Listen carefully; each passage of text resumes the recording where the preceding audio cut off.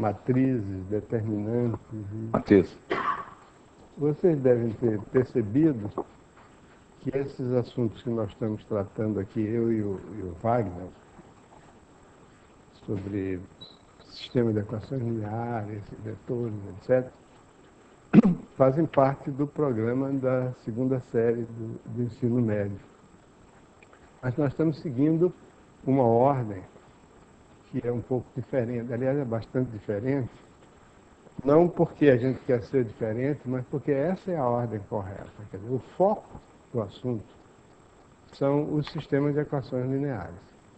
É fundamental que a gente entenda o significado de sistemas lineares e, por exemplo, aquilo que o Wagner falou ontem, que é uma coisa que nós vimos insistindo há muito tempo, quer dizer, quando a gente tem um sistema indeterminado, esses são sistemas interessantes, porque tem muitas soluções, então a gente pode, como ele mencionou, há problemas em que a gente quer uma solução inteira, por exemplo, uma solução que tem um Z positivo, etc. Então você tem elementos para fazer um monte de questões interessantes, fáceis, que os alunos podem resolver.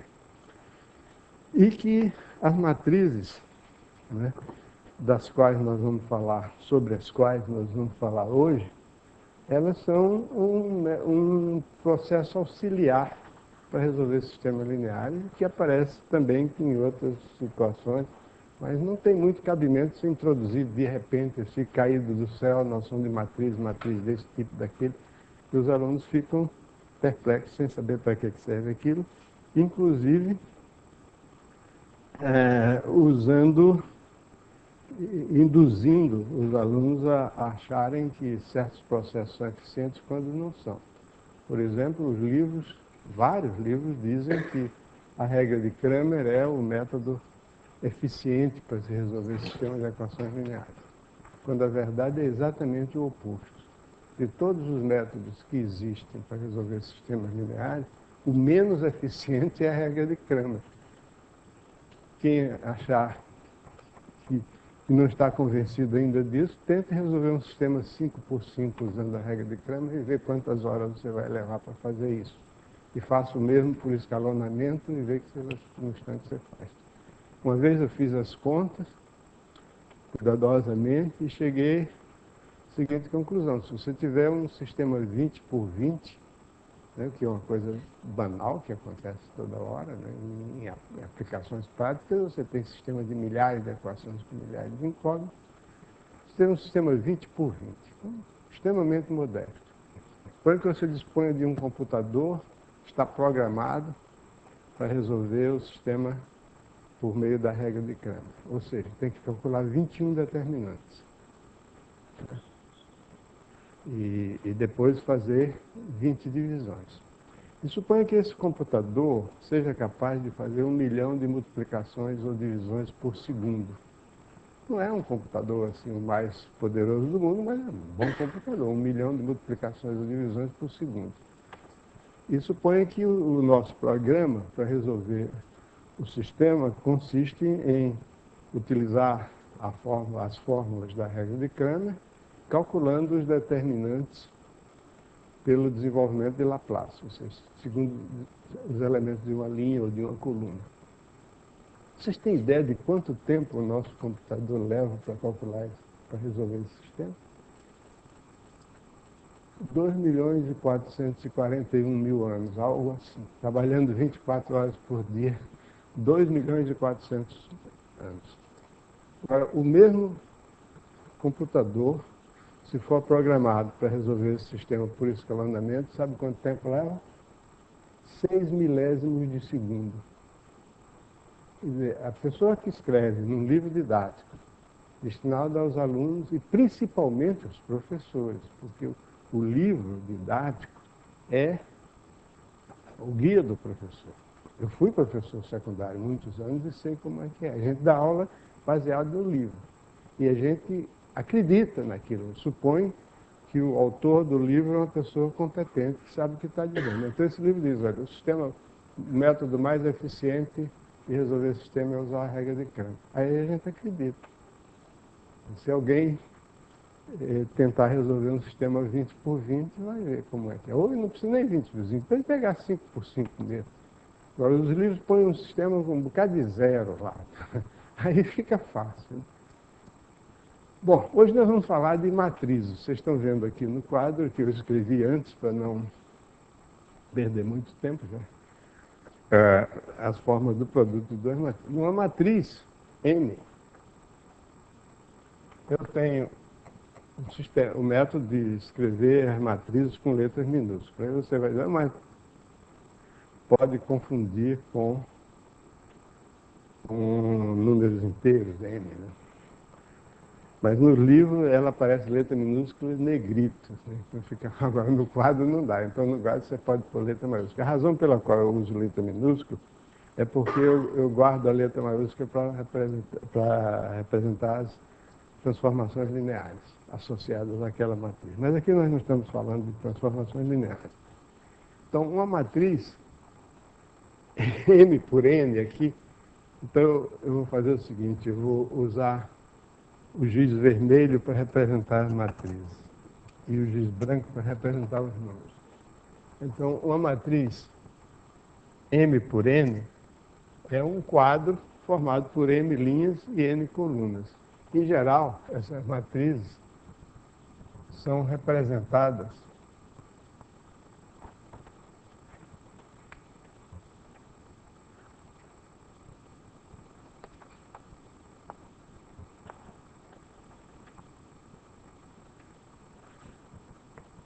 assim. Matrizes ocorrem em toda parte. Por exemplo, se você tem na secretaria do colégio, você tem as linhas, são os alunos, e as colunas são as matérias. Então, a matriz é a matriz de cada aluno que nota tirou em cada matéria. Então, é uma matriz aí cujos elementos variam de 0 a 10, é uma matriz de um certo número de linhas, que é o número de alunos, e um certo número de colunas, que é o número de matérias. Então, esses aqui são as colunas da matriz, e as linhas da matriz são as horizontais. As colunas de uma matriz M por N podem ser consideradas, cada coluna, C1, C2, etc., CJ, é uma lista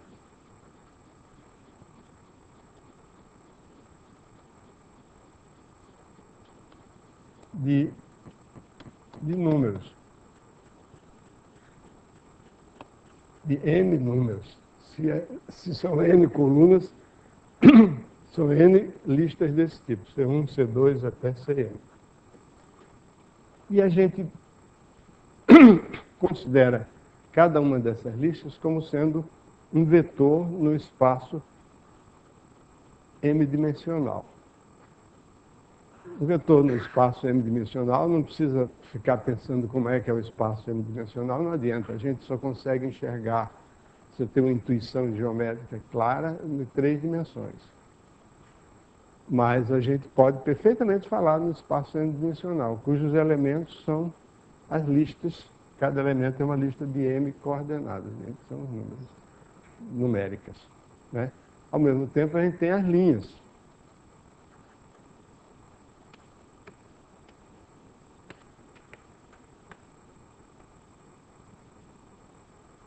São as linhas, cada uma delas é um vetor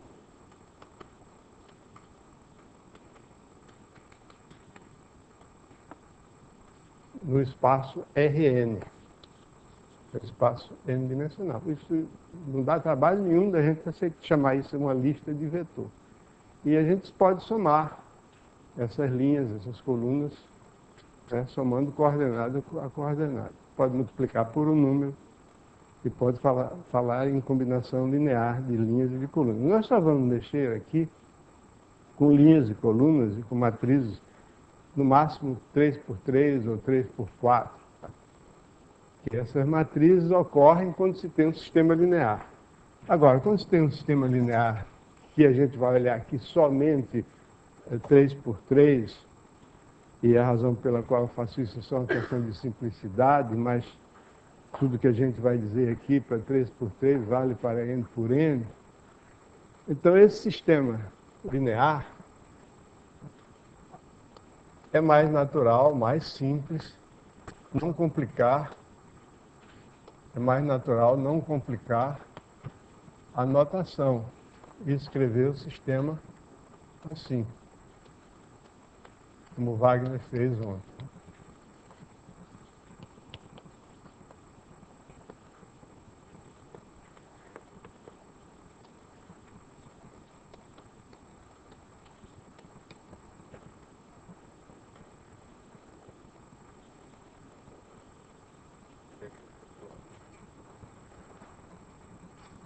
Obrigado. Bom, o sistema linear, ele pode ser visto, encarado sob 3 pontos de vista. É interessante a gente olhar para ele desses 3 pontos de vista. Não ao mesmo tempo, em cada caso você olha e vê qual é a interpretação mais adequada. Quanto mais interpretações você tiver, mais oportunidade, mais possibilidades você tem de resolver os problemas. Isso. O Wagner mostrou ontem que esse sistema pode ser visto e vai continuar a mostrar como sendo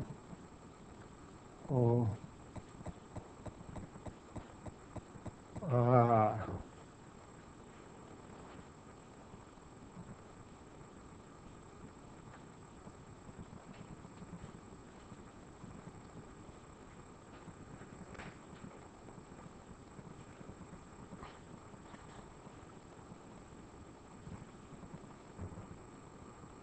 como sendo 3 planos no espaço. Aqui eu fiz um desenho horrível, mas significam 3 planos que se cortam segundo uma reta. As posições, ele vai voltar a olhar com mais cuidado, essas 8 posições possíveis de 3 planos no espaço, mas de qualquer modo é uma interpretação interessante e vocês vão ver na próxima aula do Wagner como interpretar, olhando para esses coeficientes, caracterizar as posições possíveis desses 3 planos.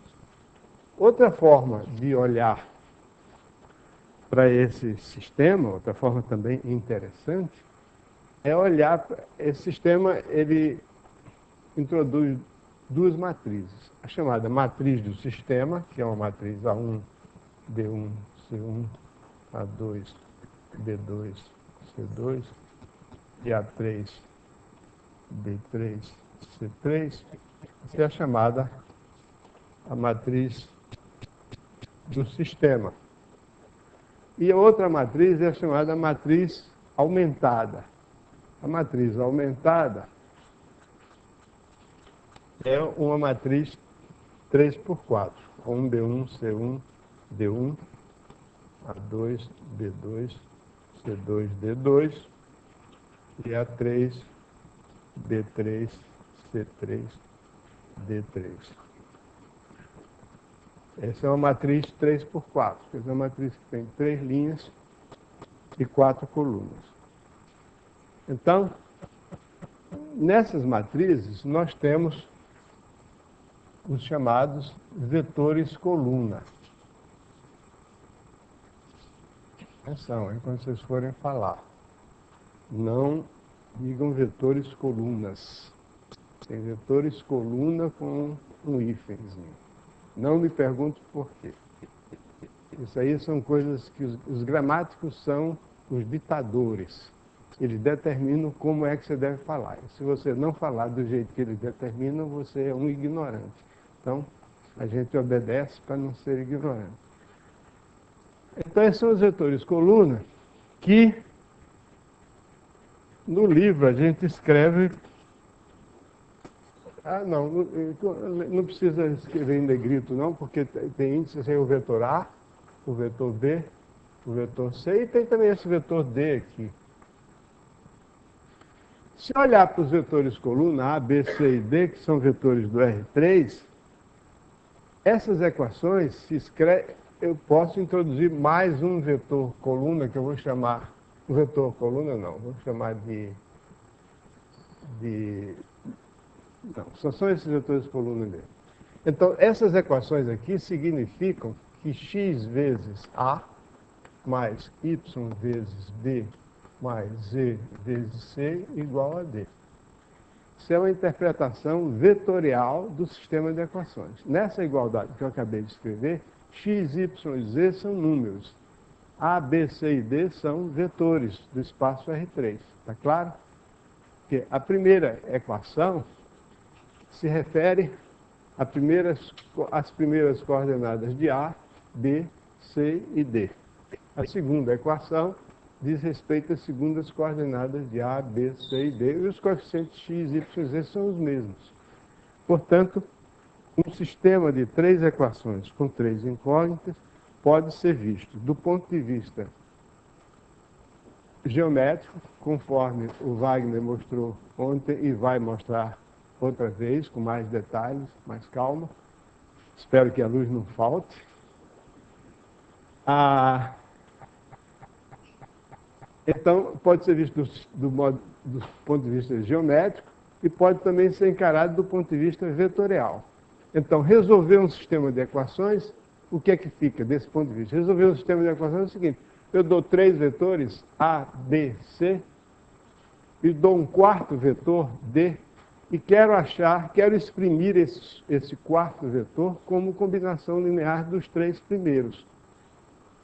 Então, desse ponto de vista é o seguinte: eu tenho o vetor A, eu tenho o vetor B e tenho o vetor C.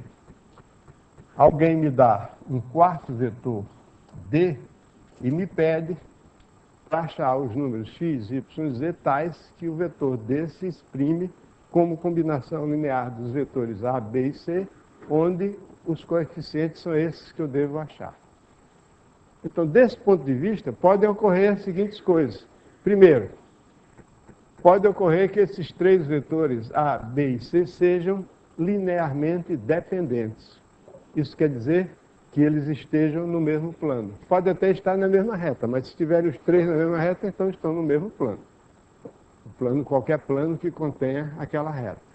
Ou os três podem estar assim nessa situação, do mesmo plano. Então, essa equação só vai ter solução se o D estiver naquele plano também.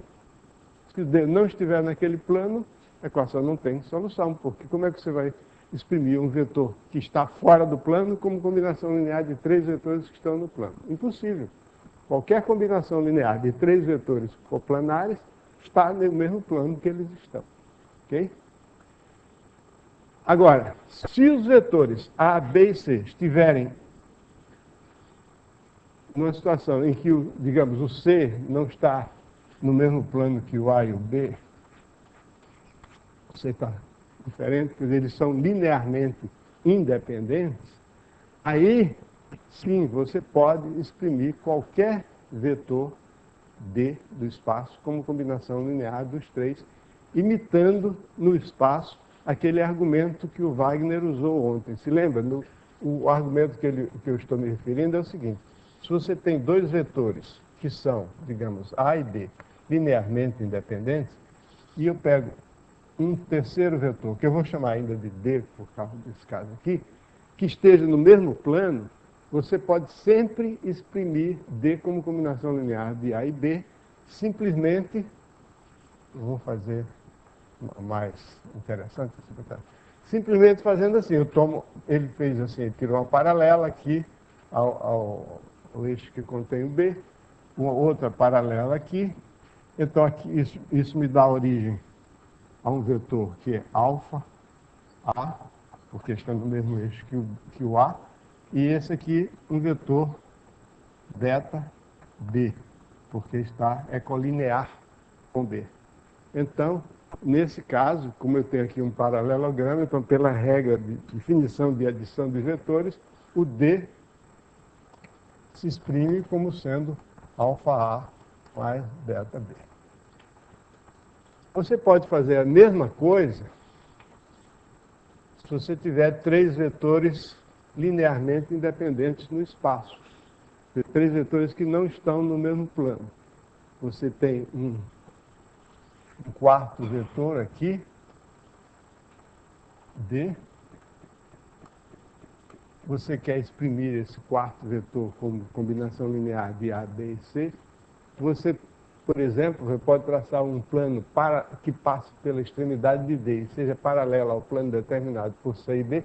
Esse plano vai cortar o vetor A num certo ponto, ou melhor, vai cortar o eixo que contém o vetor A num certo ponto, e a interseção desse plano. Eu estou imaginando um plano que seja paralelo ao plano determinado por C e B e que passe pela extremidade de A. Esse plano vai encontrar esse aqui num ponto, portanto, isso aqui vai dar um vetor alfa A, porque é colinear com A. Aí, a mesma coisa, você faz um plano paralelo, passando por D, um plano paralelo aos vetores C e A, e vai cortar um vetor B, a reta que contém o vetor B, num certo ponto, que é o beta B, e esse mesmo que você vai ter aqui, e a soma desses três vetores vai ser o D. Essas coisas a gente está fazendo, eu estou fazendo geometricamente, mas pode ser feita algebricamente, porque o que eu estou fazendo aí é uma solução, entre aspas, geométrica do sistema de equações lineares. A maneira de fazer isso é escalonar, né, a matriz, mas eu estou fazendo a interpretação geométrica de como é que se resolve um sistema de equações lineares. É claro que isso não é uma resolução precisa, é só uma imagem. A resolução precisa é a seguinte: se eu dou números, eu quero a resposta com números, não com figuras. Mas as figuras ajudam a gente a entender. Bom, seja como for, essa é a interpretação vetorial do sistema de equações lineares. Existe uma terceira interpretação, que é a interpretação matricial. Quer dizer, o sistema de equações lineares pode ser visto do ponto de vista geométrico, vetorial e matricial. Qual é a interpretação matricial? A interpretação matricial faz uso de uma operação chamada a multiplicação de matrizes. Na verdade, as matrizes podem ser somadas. Você soma duas matrizes M por N, é muito fácil somar, você soma elemento por elemento, os elementos no mesmo lugar. Pode multiplicar uma matriz por um número, multiplica cada elemento da matriz por aquele número. Mas, historicamente, a multiplicação de matrizes antecedeu a adição de matrizes. E a multiplicação de matrizes é feita dessa forma que está aqui. Você tem duas matrizes, para você multiplicar duas matrizes, elas têm que ter a primeira, digamos que eu tenho uma matriz, as matrizes eu vou escrever sempre assim, com letra vermelha. Uma matriz que é uma matriz M por N. Quer dizer, M linhas e N colunas. Eu tenho outra matriz, N, que é uma matriz N por P. Nessas condições, eu posso formar o produto de M por N. É preciso que o número de colunas de M seja igual ao número de linhas de N. Por quê? Porque essa nova matriz, o ijésimo elemento, eu digo o ijésimo elemento de uma matriz, é um elemento que está na linha I e na coluna J. Tá? É o ijésimo elemento. O ijésimo elemento da matriz MN é o produto interno da iésima linha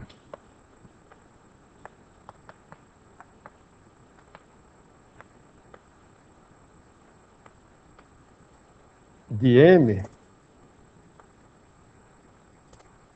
pela jésima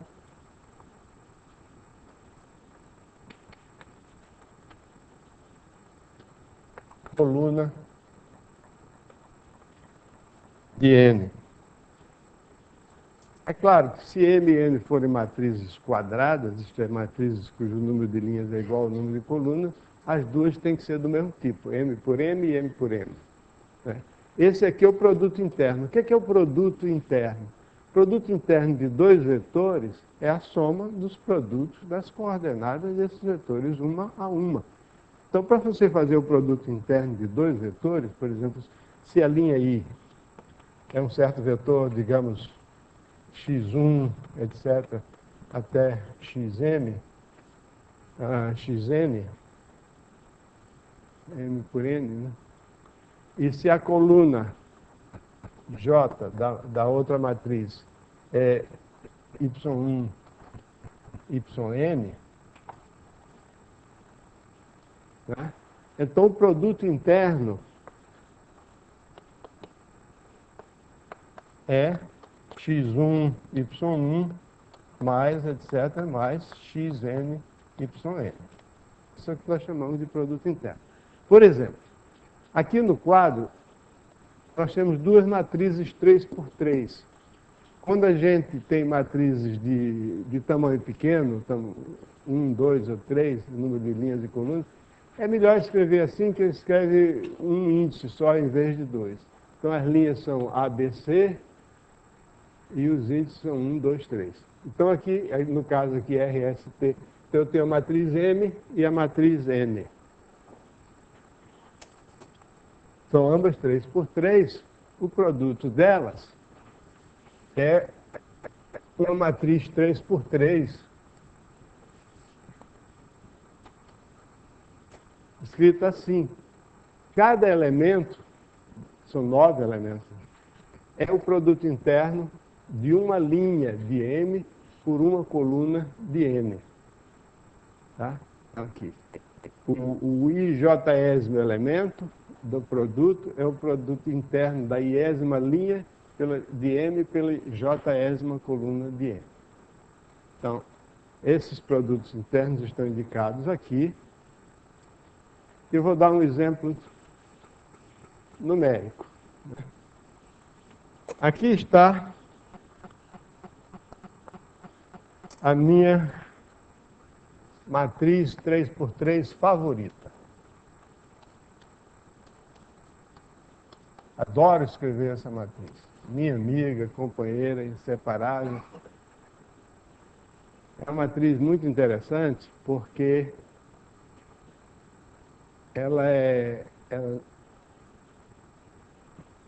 a terceira linha, por exemplo, dela é uma combinação linear das duas primeiras. A terceira linha dessa matriz é igual a 2 vezes a segunda menos a primeira. 7 é 2 vezes 4 menos 1, 8 é 2 vezes 5 menos 2 e 9 é 2 vezes 6 menos 3. Se você quiser, pode fazer também com as colunas. 9 é 2 vezes 8 menos 7, 6 é 2 vezes 5 menos 4, 3 é 2 vezes 2 menos 1. Tem tantas linhas como as colunas, a terceira linha ou a terceira coluna estão nessa relação. Ela é a combinação linear das linhas anteriores. Então, em particular, a gente vai ver que o determinante dessa matriz obrigatoriamente é igual a zero. Aí eu pego outra matriz aí, para multiplicar por ela, a matriz N.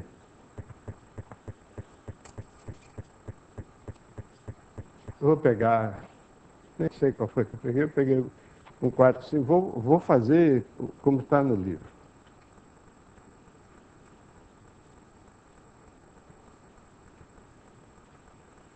É 1, 2, 3, 1, 3, 1, 2, 3, 1, 3, 4 e 1, 4, 5.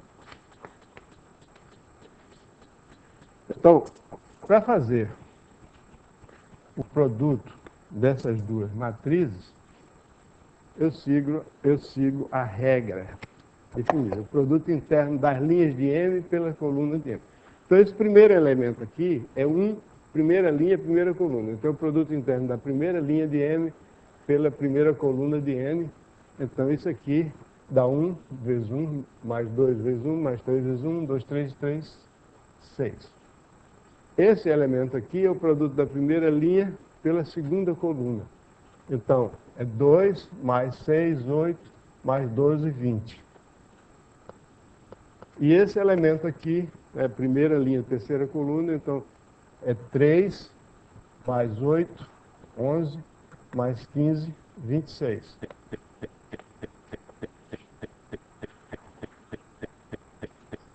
E assim por diante, eu vou copiar o resultado para não perder tempo. Então, 15, 47, 62. E aqui dá 24, 74, 98.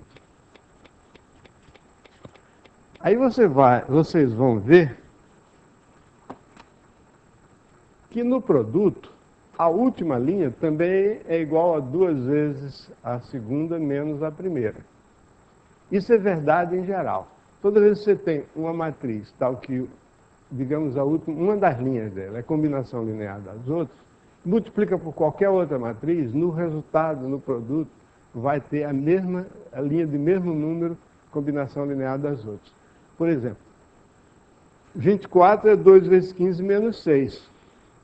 74 é 2 vezes 47 menos 20, porque 2 vezes 47 é 94. 98 é 2 vezes 62, que é 124, menos 26, dá 98. Então, aquela coisa se mantém. O que... Bom, então essa é a multiplicação de matrizes. É claro que a gente não só multiplica matrizes quadradas, eu já falei, para ser multiplicado duas matrizes é preciso que o número de colunas da segunda matriz seja igual ao número de colunas da primeira matriz seja igual ao número de colunas da segunda. Quer dizer, você multiplica uma matriz M por N por uma matriz N por P e o resultado dá M por P.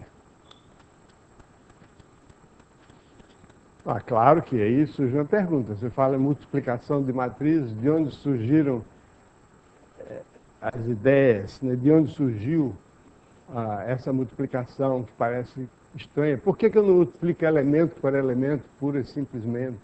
Né? A multiplicação de matrizes se torna extremamente natural quando a gente olha para transformações lineares. As matrizes são matrizes de transformações lineares. Nós não vamos falar nisso aqui, mas outra forma de justificar a multiplicação de matrizes é quando você faz substituições, que é outra forma de transformação, de olhar para transformações lineares. Quer dizer, substituição significa substituir x, y e z, cada um deles por uma combinação linear de outros 3 números. Aí você faz a substituição, no fim você fica com a matriz que é o produto das duas matrizes. Mas vamos aceitar por enquanto isso. Por enquanto não, para sempre. E tem um livro, que eu vou fazer uma pequena propaganda desse livro aqui, se chama Geometria Analítica e Álgebra Linear. É um livro cujo autor tem o mesmo nome que eu. Então, esse livro trata desses assuntos assim.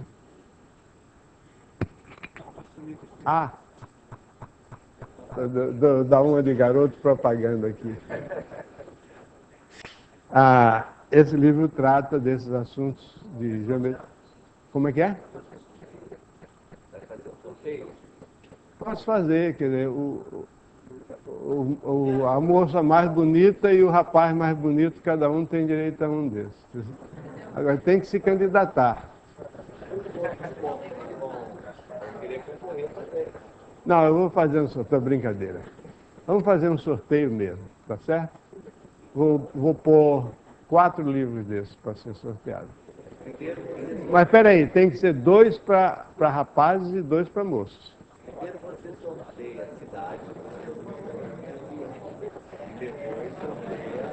O Wagner, olha, tem uma má notícia para vocês. O Wagner, com o seu espírito altruístico, ele aprendeu a lição de ontem, que ele ontem não se lembrou que nós estamos falando para todo o Brasil, e disse, hoje à tarde nós vamos continuar isso. Aí eu falei, agora ele me deu o troco. Eu falei, não, Wagner, tem o resto do país. Ele disse, tá bom, então nós vamos completar o assunto numa aula de manhã. Agora ele se lembrou, esse sorteio tem que ser um sorteio válido para o país inteiro.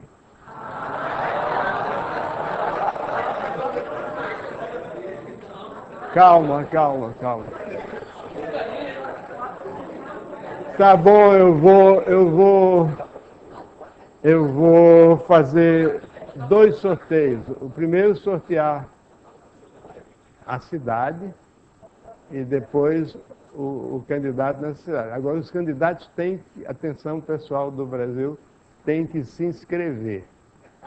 Os candidatos têm que se inscrever na sede local.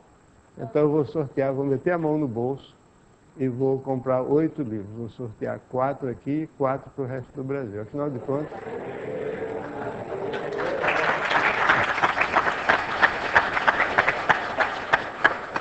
mas com essa observação, são sempre 2 para homem e 2 para mulher. Não sei.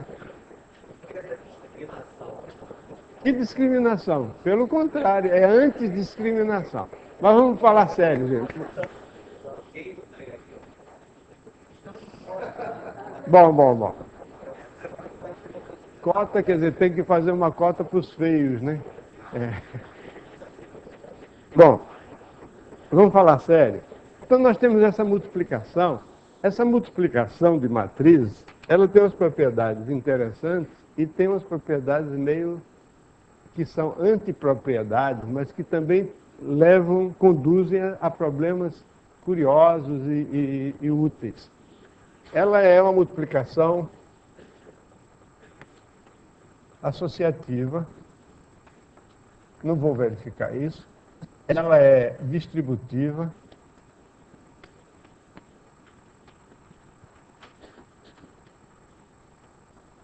Essas coisas podem ser verificadas facilmente, embora de forma trabalhosa. Essa aqui dá um trabalhinho de verificar, mas ela só conta, não vale a pena perder tempo. Mas o mais interessante é chamar a atenção para as propriedades que a multiplicação não tem. Por exemplo, em geral, MN é diferente de NM.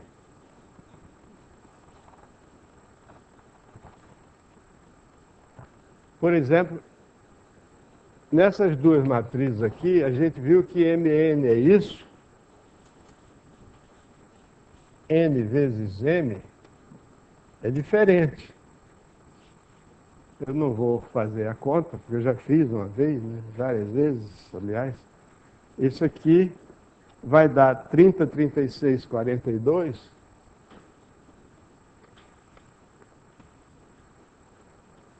41, 49, 57. E 52, 62, 73.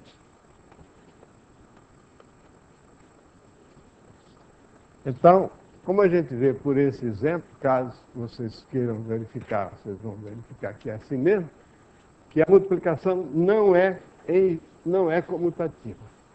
Pode ocorrer, claro que você arranje duas matrizes que multiplicadas dão um resultado que independe da ordem em que essa multiplicação foi feita.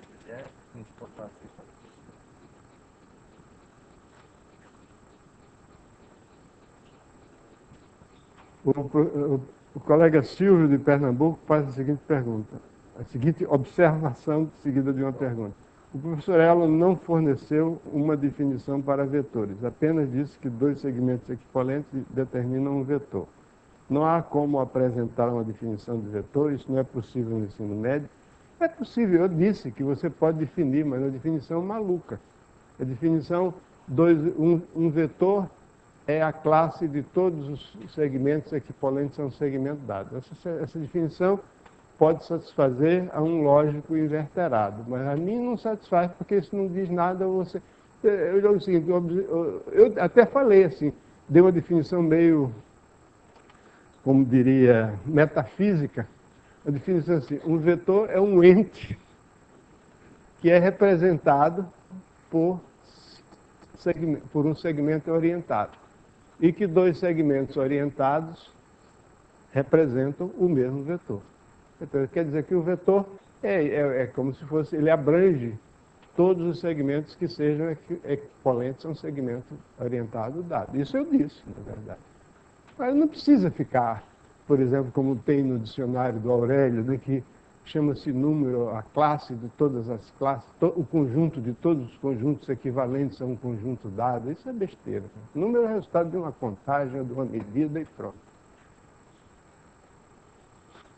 Aliás, há um ano atrás, eu fui contactado por uma pessoa da editora, que editou o dicionário, para fazer uma revisão da parte de matemática desse dicionário, até que eles me pagaram bem.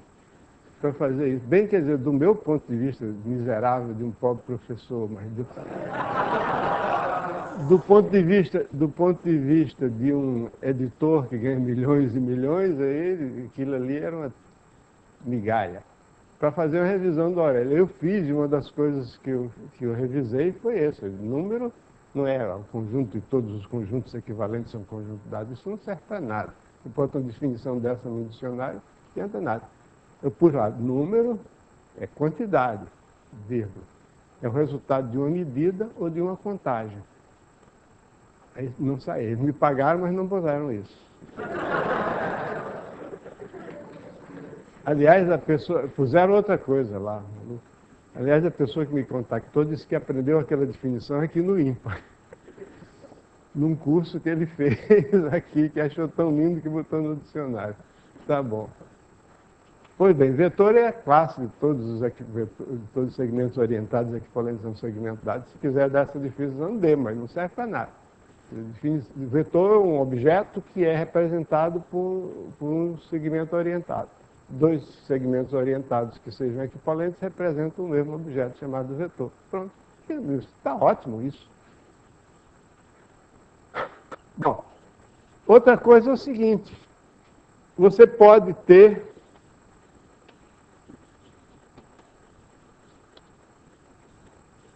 M2 igual a zero com M diferente de zero. Você pode ter essa coisa aí, essa situação esdrúxula. Você tem uma matriz diferente de zero, cujo quadrado é igual a zero. E, portanto, você pode ter duas matrizes diferentes de zero, cujo produto dá zero. Tem aqui um exemplo disso, é a matriz M igual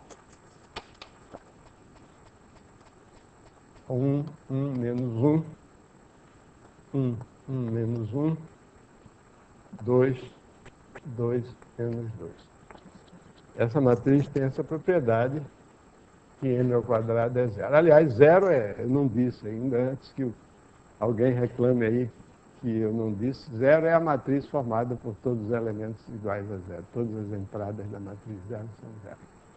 Então, essas coisas acontecem. Em particular, nem toda matriz possui inverso. É claro que para possuir inverso ela tem que ser uma matriz quadrada, porque o inverso de uma matriz é uma matriz que multiplicada por ela, você diz que é uma matriz M, P. P é inverso de M quando vale essas duas coisas aqui. Onde I é a matriz de identidade.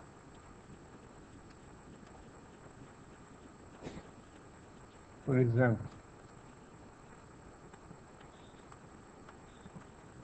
a matriz identidade 4 por 4 é uma matriz assim. Então a matriz chama-se inversa.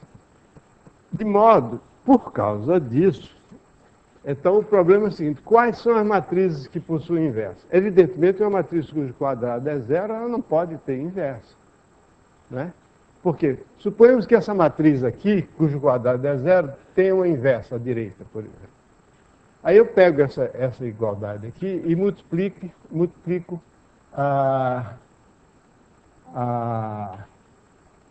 por M.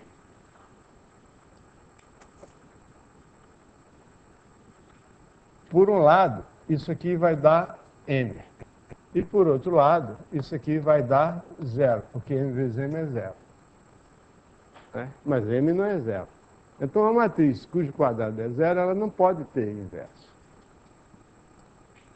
Algumas matrizes têm inversas, outras não. Muito bem. Agora, nós vimos que um sistema de equações, por exemplo, um sistema de equações lineares com três incógnitas, tem uma representação geométrica, tem uma representação vetorial. Mas tem também uma representação matricial, que é o seguinte: eu posso considerar a matriz do sistema. Essa matriz do sistema é aquela matriz A1, B1, C1, A2, B2, C2, A3, B3, C3. E posso, ao lado dela, considerar uma matriz cujos elementos são x, y, x, y e z.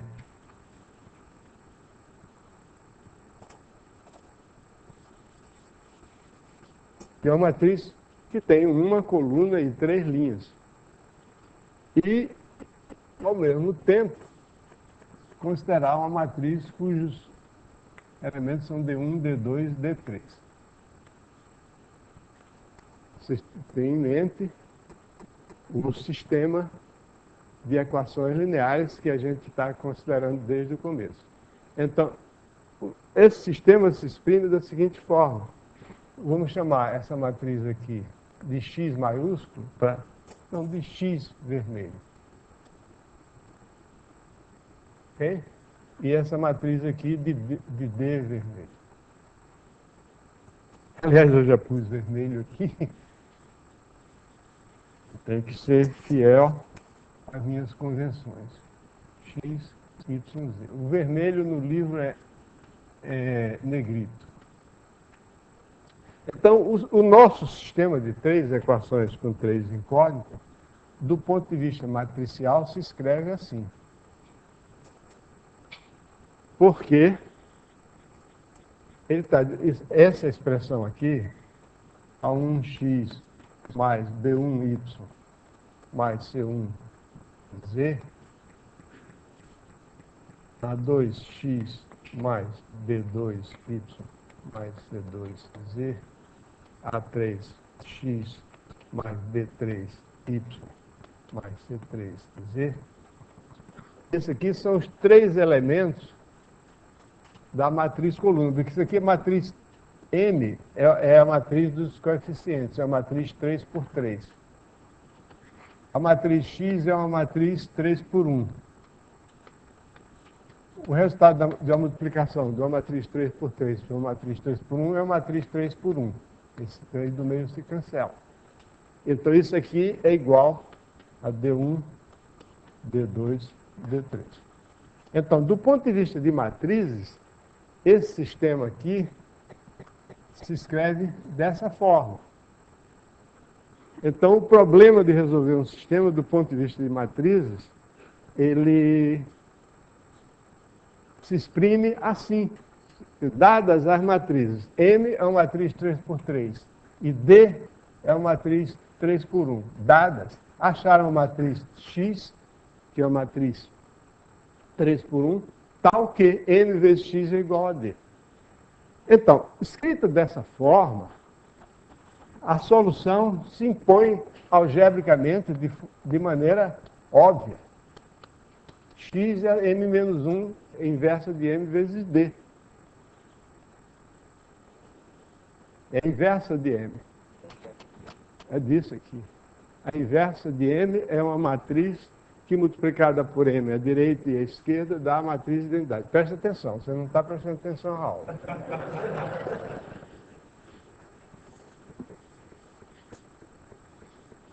Então, uma inversa significa uma matriz que multiplicada por ela dá identidade. Então, quando você multiplica ambos os membros, agora tem que dizer de que lado você multiplica, porque agora a multiplicação não é assim, multiplica, tem que dizer multiplica a esquerda ou multiplica a direita. Multiplicando a esquerda, vai desaparecer o M aqui, porque M inverso vezes M é identidade vezes X é X. Então, X é isso aqui. Então, as pessoas dizem, não só os nossos livros, não, até dou essa colher de chá para os nossos péssimos livros do ensino médio, mas até fora do Brasil, livros estrangeiros, até de nível razoável, diz que isso é a forma de resolver um sistema de equações, calcular desse modo. Então, eles têm métodos para calcular a inversa da matriz e depois multiplicar. Agora, se eu vou resolver o sistema desse modo, claro que isso é uma solução legítima. Agora, veja bem o trabalho que vai dar. Eu tenho que pegar a matriz e calcular a inversa. Calcular a inversa. Calcular a inversa. Por exemplo, eu tenho M, eu quero calcular um P, vamos calcular a inversa à direita. Depois a gente vê que a inversa à direita automaticamente, uma dessas equações implica na outra. Calcular isso aqui significa que eu tenho 3 por 3. Eu tenho que calcular 9 incógnitas, que são os 9 elementos. Bom, tudo bem, eu divido essas incógnitas em 3 linhas de 3 incógnitas. Então eu vou ter que resolver 3 sistemas de equações. Um sistema para calcular, digamos, a primeira coluna da inversa, outro sistema para calcular a segunda coluna e outro sistema para calcular a terceira coluna. Isso dá muito mais trabalho do que resolver por escalonamento. Escalonamento você resolve na hora, tudo. Então, essa expressão aqui é inútil? Não, do ponto de vista teórico é extremamente útil. Fazer contas, contas quer dizer, abstratas. Mas na hora do vamos ver, né, de você calcular numericamente, não é uma boa solução. Calcular a inversa de uma matriz, do ponto de vista numérico, é uma furada. Dá trabalho. Quer dizer, você calcula, tudo bem. Mas você gosta de ter trabalho, problema seu. Ok? Bom, então, agora, a gente tem o controvertido assunto chamado determinante. Por que eu digo que é controvertido? Os pobrezinhos dos determinantes estão aí há 400 anos, 350 anos. Por que ele é controvertido? Porque, você imaginou, um cara é zagueiro. Ele é aquele cara corpulento, alto, que derruba todo mundo fora da área. Aí você põe esse cara para jogar no meio do campo. Bota para jogar no meio do campo. É culpa dele se ele não faz nada? Não, ele foi treinado para ser zagueiro, você botou ele no meio do campo porque você quis. É uma coisa determinante. Determinante é um conceito extremamente interessante. Ele é interessante do ponto de vista da álgebra abstrata, porque é a única função de matrizes que é linear em cada linha, linear nas colunas, e é a única que, quando você muda a posição de 2 linhas ou de 2 colunas, ela muda de sinal. Então, ela se chama uma função multilinear alternada. É a única função que, desde que você especifique que o valor dessa função na matriz de identidade é 1, pronto, só tem essa função. Então, o determinante para um algebrista é um negócio extremamente importante.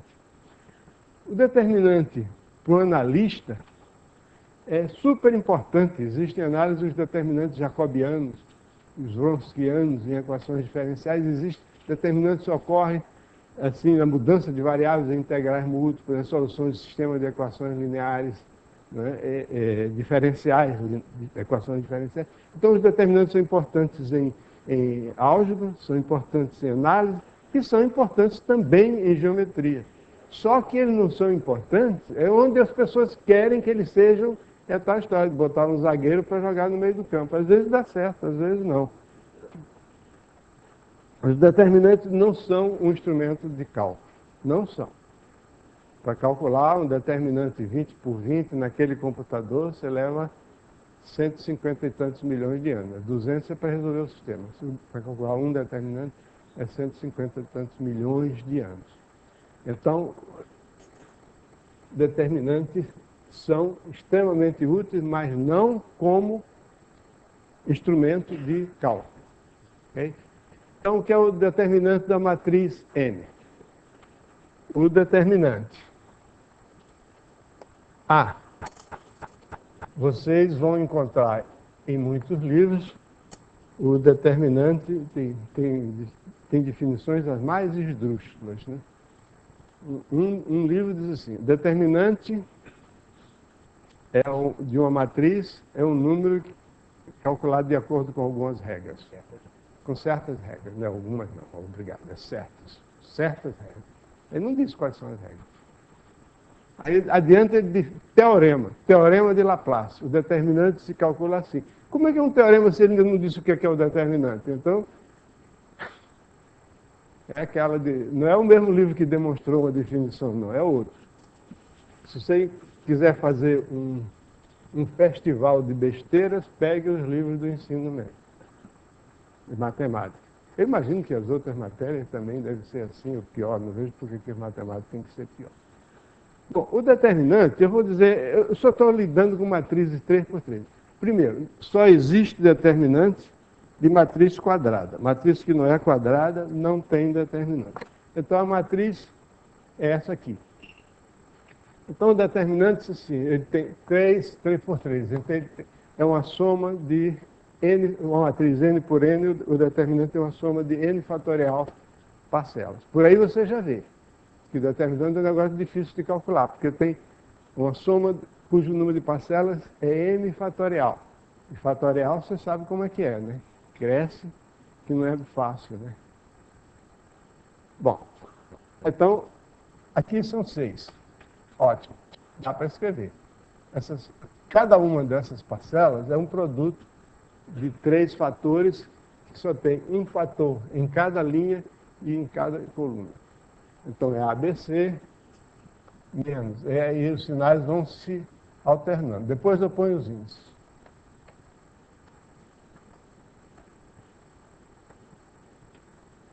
1, 2, 3, 4, 5, 6. Agora eu vou botar os índices. 1, 2, 3. Aqui eu deixo 1 e troco o 3 pelo 2. Aqui eu ponho 2, 3, 1, depois 2, 1, 3, depois 3, 1, 2, 3, 2, 1. Os sinais são alternadamente positivos. Você olha para a sequência 1, 2, 3, 1, 2, 3, 1, 2, 3. Os sinais que têm termo positivo são aqueles que têm sinal positivo. Os termos que têm sinal positivo são aqueles que correspondem a você pegar 3 números nessa lista que estão em seguida. Por exemplo, 312. 312 é positivo. Tá? Você pega aqui 231. 231 é positivo. Então, 231 é positivo. Agora, se você fizer a ordem contrária, 3, 2, 1, 3, 2, 1, 3, 2, 1, etc. Se pegar 3 elementos seguidos nessa lista, vai dar negativo lá. Só vale para 3 por 3, essa brincadeirinha. Ok, mas de qualquer modo, então esse é o determinante. Determinante de uma matriz é isso aí. Esses objetos determinantes, eles foram descobertos quando os matemáticos, meados do século XVII, curiosamente, na Europa, na Alemanha, na Inglaterra e no Japão, simultaneamente e independentemente. Tinha um matemático japonês que era cobra, né? O cara resolveu uma equação de grau 2000 e tantos, negócio assim. A matemática japonesa, como tudo no Japão naquela época, era copiado da matemática chinesa. Até o nome Japão é copiado, porque o Japão é Nippon.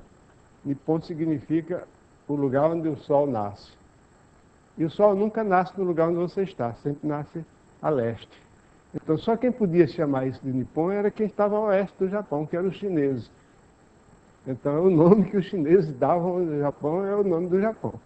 Até o nome é copiado da China. E a matemática chinesa era bem tradicional, mas tinha, depois os japoneses aprenderam e fizeram matemática. Bom, de qualquer modo, o determinante está aí. Ele foi inventado, foi descoberto para resolver sistema de equações. Só que naquela época, ninguém se metia a resolver um sistema de equações com muitas incógnitas. No máximo 3, 4 incógnitas. E olhe lá. 5 já dá um trabalho danado. Tá? Mas acontece que, como a história da Coca-Cola, que foi a proposta como sendo um remédio para o estômago, e depois fez sucesso em outra coisa. Bom, esse é o determinante. Definido assim, o interessante, esse é o determinante dessa matriz. É que se eu chamar as linhas dessa matriz de U, V e W,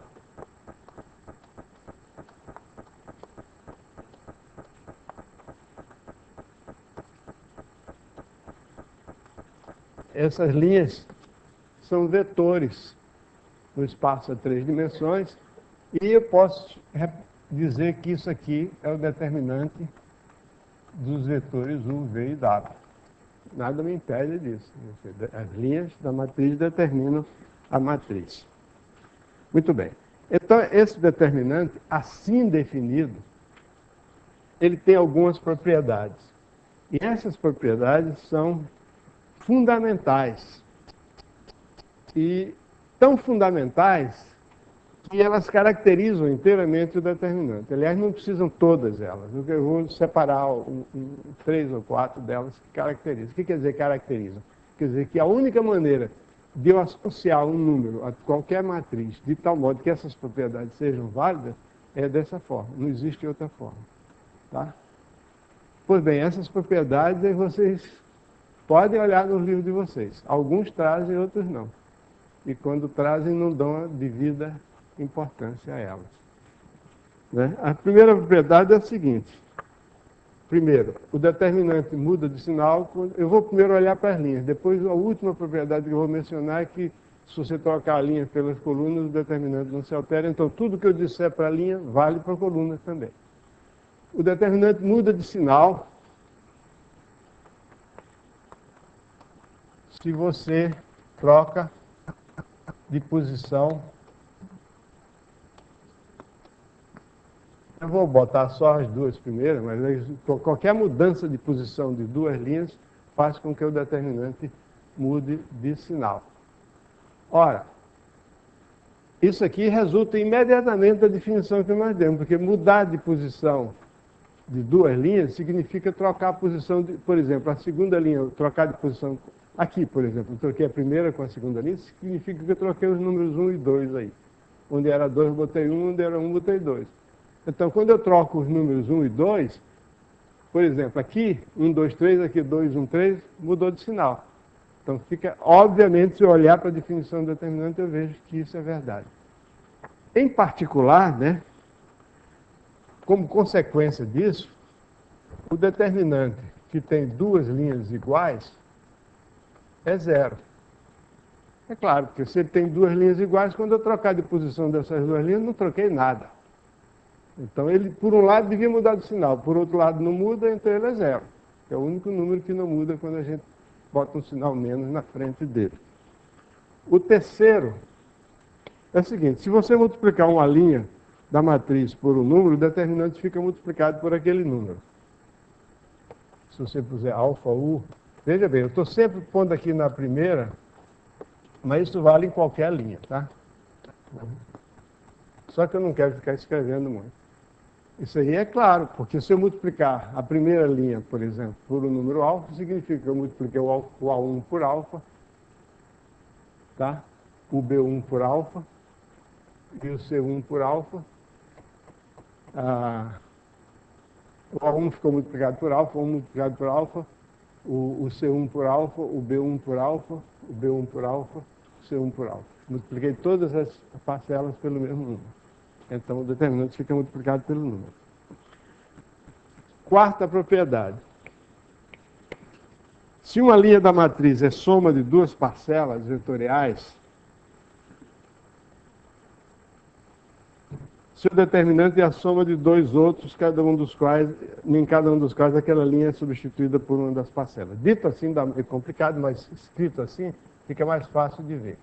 U mais U', VW é igual ao determinante de U, VW, mais o determinante de U', VW.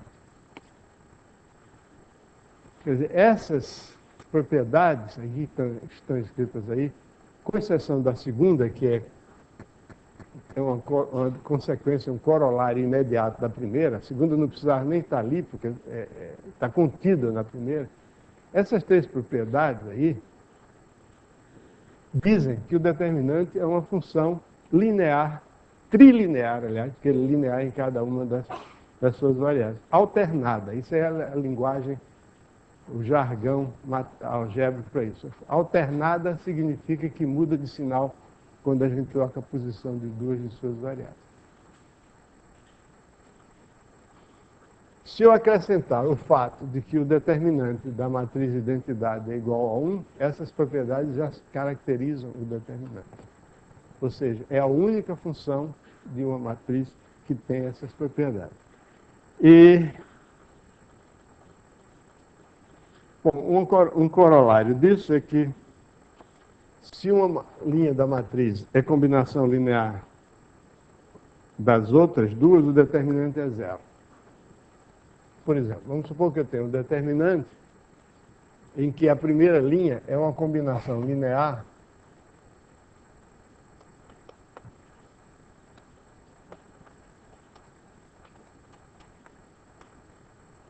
isso aqui decorre imediatamente de 1, 3 e 4.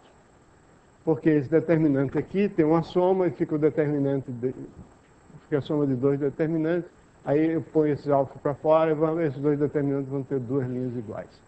É 0 mais 0, então dá 0. A sexta propriedade, o determinante de UVW é igual a 0, se e somente se os vetores U, V e W são linearmente dependentes. Uma parte dessa afirmação é imediata, porque o que são vetores linearmente dependentes? Significa que um deles é a combinação linear dos outros dois, quer dizer, os três estão no mesmo plano. Mas se um deles é a combinação dos outros dois, o determinante é zero. A recíproca é que é um pouco mais delicada. Quer dizer, se você tem um determinante que é zero, então os vetores são necessariamente vetores linearmente dependentes. Por exemplo, as linhas são linearmente dependentes. Aquela minha matriz favorita, a terceira linha dela, o W, é 2 vezes a segunda menos a primeira. Então o determinante dessa matriz é zero, por causa dessa propriedade aqui. Agora, por que essa recíproca também é verdadeira? Porque eu pretendia mostrar, mas eu acho difícil, eu acho que eu não vou ter tempo de fazer isso agora, que o determinante tem uma interpretação geométrica importante, que é, aliás, eu estava dizendo que o determinante é importante em análise, é importante em álgebra, mas não falei da importância dele em geometria. A importância dele em geometria é que o determinante é o volume do paralelepípedo, quer dizer, o determinante da matriz cujas linhas são U, V e W, pode ser negativo, então tem que tomar o valor absoluto, que volume nunca é negativo. Então, eu tenho três vetores aqui. Esses três vetores determinam um paralelepípedo, né?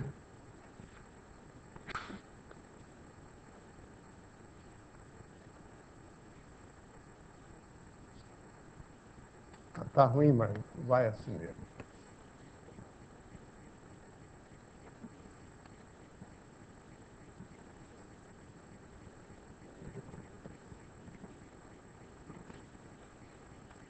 Esses três vetores determinam um paralelepípedo no espaço. O volume desse paralelepípedo é dado pelo determinante. Então, se o determinante é zero, significa que esse paralelepípedo é achatado. Quer dizer, o vetor W está no mesmo plano que o U e V. Então, eles são linearmente dependentes. Então, essas são as propriedades dos determinantes. Tem mais algumas, mas o importante é salientar que as propriedades 1, 3 e 4, juntamente com o fato que o determinante da matriz de identidade é igual a 1, caracterizam o determinante. A única função que associa a cada matriz quadrada um número de tal modo que valham essas propriedades é a função determinante. Então, não se justifica falar em determinante sem falar nessas propriedades.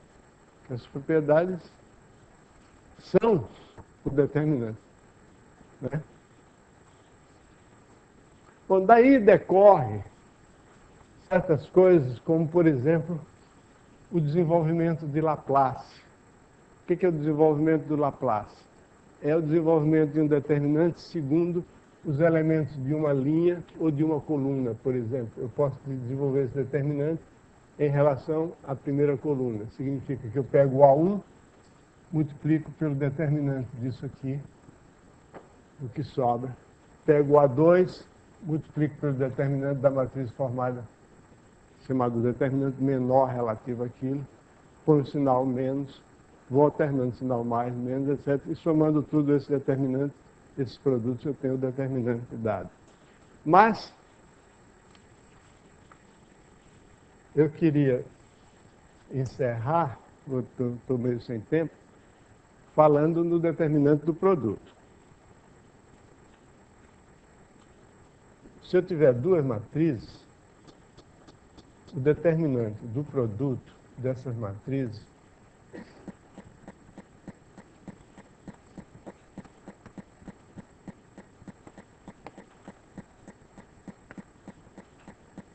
é o produto dos determinantes dessas matrizes. Esse fato, ele é considerado misterioso, né? É um negócio que os livros em geral não demonstram. E quando dão as demonstrações artificiosas, né? Considerando uma matriz 6 por 6, aí introduz uma matriz 6 por 6. Né? Mas esse fato, ele pode ser mostrado, né? Pode ser visto de uma maneira bastante simples. Eu vou me estender 5 minutos mais, tá? Antes disso não, vamos lá.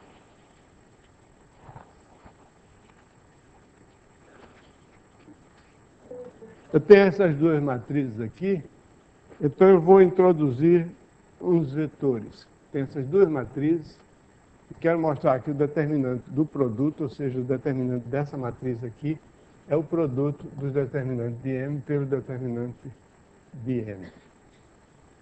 Então, para fazer isso, eu vou introduzir esses vetores aqui. Vou chamar de x1 maiúsculo o vetor assim. A1 vezes U mais B1 vezes V mais C1 vezes W. Onde U, V e W são as linhas, atenção, não da matriz M, mas da matriz N.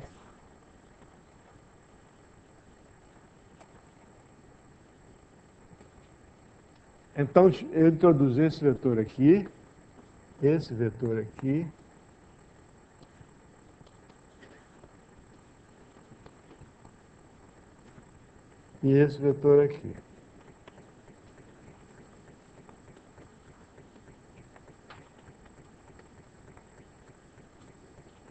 E observo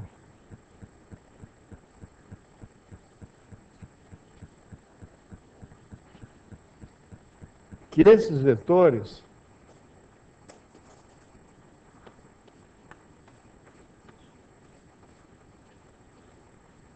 são as linhas da matriz produto.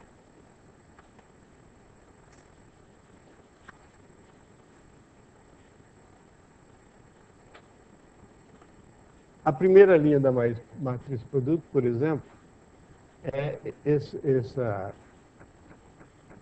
vetor que tem essas três coordenadas. É A1 vezes R1, a segunda coordenada é A1 vezes S1, a terceira coordenada é A1 vezes T1. Portanto, é A1 vezes o vetor R1, S1, T1, que é o vetor U, mais o B1 vezes o vetor V, mais o C1 vezes o vetor W. Então é só olhar com um pouquinho de cuidado, não precisa muita perspicácia para perceber que cada um que esses vetores aqui estão são as linhas da matriz MN. Só observar isso. Uma vez observado isso, então resulta que o determinante da matriz Mn é simplesmente o determinante da matriz cujas linhas são x1, x2, x3. Agora, eu vou escrever cada uma dessas linhas da forma como elas foram definidas. Ou seja, vai ser o determinante de A1, U mais B1, V mais C1 dado, A2, U mais B2, V mais C2 dado, A3, U mais B3, V mais C3 dado. Agora, o que é que eu tenho que fazer? Não preciso raciocinar de jeito nenhum, só tenho que ter paciência e fazer as contas. Eu sei que o determinante de uma matriz, se eu tenho uma linha soma de outras, isso aqui dá uma soma. Se eu multiplico uma linha por um número, o determinante fica multiplicado pelo número. E se eu tenho duas linhas iguais, o determinante é zero. Se eu troco de posição, o determinante muda de sinal. Então eu vou desenvolver isso aqui. Dá um certo trabalho, eu não vou fazer aqui, está feito no livro, mas desenvolvendo isso aqui, isso vai dar, vão aparecer sempre os determinantes. Vai aparecer a expressão aqui A1, B2, C3, menos A1, B3, C2, mais, etc, etc. Isso aqui é exatamente o determinante de M, vezes o determinante de U, V, W. Esse U, V, W, só esse U que está aqui, o V aqui, o W aqui, entende? Isso aqui é só uma questão de desenvolver usando essas regrinhas, que são regrinhas simples. Mas isso aqui, então, é o determinante de M vezes o determinante de N. Então, para ver isso que eu fiz agora, 3 por 3, vale N por N. Ok. Então, eu deixo para outra oportunidade a expressão do determinante como sendo o volume de um paralelepípedo e vamos cuidar da vida. É.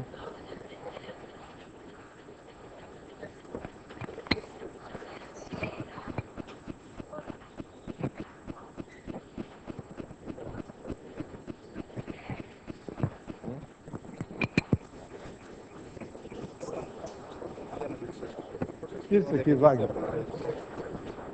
Beleza.